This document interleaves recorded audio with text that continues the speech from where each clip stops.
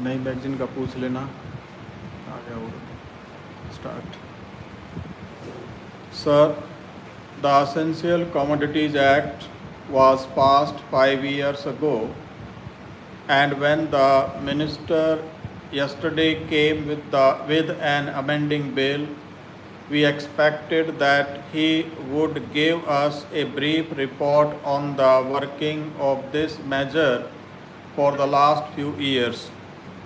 But unfortunately, we are kept in the dark in regard to the exact working of the Act and the nature of the difficulties the minister is facing.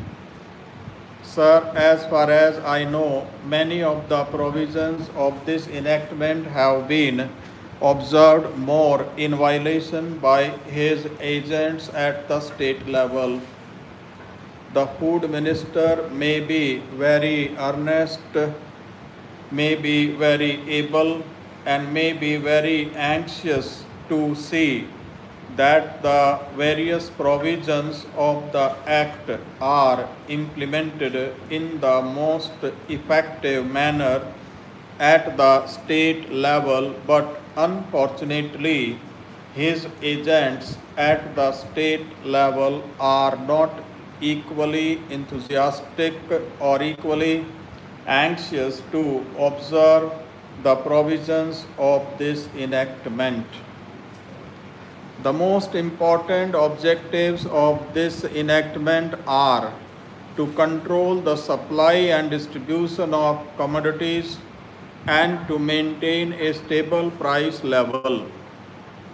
In regard to both these aspects, I am afraid that the government has failed to realize the objectives in view.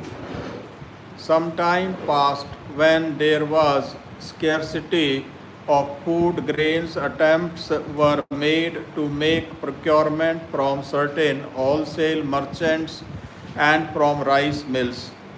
In my own state, I know of many instances of such procurement where, after making known that certain things had to be done and certain steps had to be taken by the merchant community, nothing was done later on by the government when they found that these very orders of the government were violated. As a result of the violations, there was a consequent rise in the prices of food grains. In respect of other commodities like iron and steel, paper, etc., we see a lot of speculative activities, but the provisions of the Act have not been brought to bear on them. Perhaps no case of prosecution was launched against those people who contravened the various provisions of the Act. We are interested to know in how many cases the government have taken steps to prosecute individuals who have violated the various sections of the Act.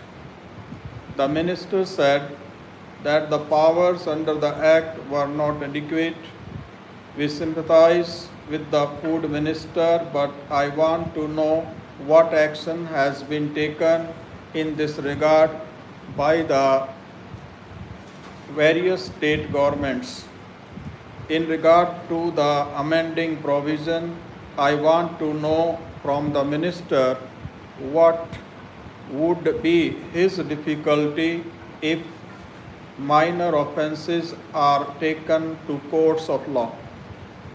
For instance, the Motor Vehicles Act deals with various offences, both major and minor, and various minor offences under the Act are taken to courts and people are prosecuted.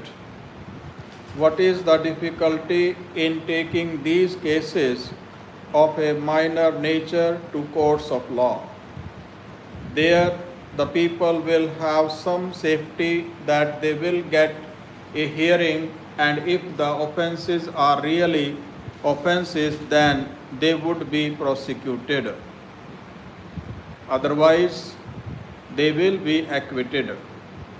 Here, the minister says that there should be a security deposit. If there is a violation of a particular provision of the enactment, then the executive authority will have the power either to confiscate a part of the amount or the whole of the amount. We are clothing the executive authority with more powers. I do not grudge giving powers to the executive authority provided they are used properly and effectively and in a most fair manner. But unfortunately, there have been discriminations apart from the ineffectiveness of the various provisions. Wherever these provisions were used, there had been discriminatory use of these provisions against a few or in favor of a few. Normally, when officers are clothed with more powers, there is large scope for corruption. I feel that it would be desirable to avoid such malpractices, and it would be desirable, I think, that even for minor offenses, the parties should have a chance to defend their actions. I do not think that this problem of dealing with minor offenses will become complex or complicated in any way if we take them to courts of law. I want a reply from the minister in what way he is suffering from a handicap in dealing with minor offenses or offenses of a technical nature. The honorable member made the point that even if this thing was acceptable to the House, he did not know what amount would be demanded as security. So the minister should tell us what amount is normally expected from a licensee in all cases and what the offenses are which are of a technical or minor nature which he has in view. We are not told which major offenses are and which minor offenses are. Clarifications on these points are necessary. I wish that the act which came into effect long ago was implemented properly.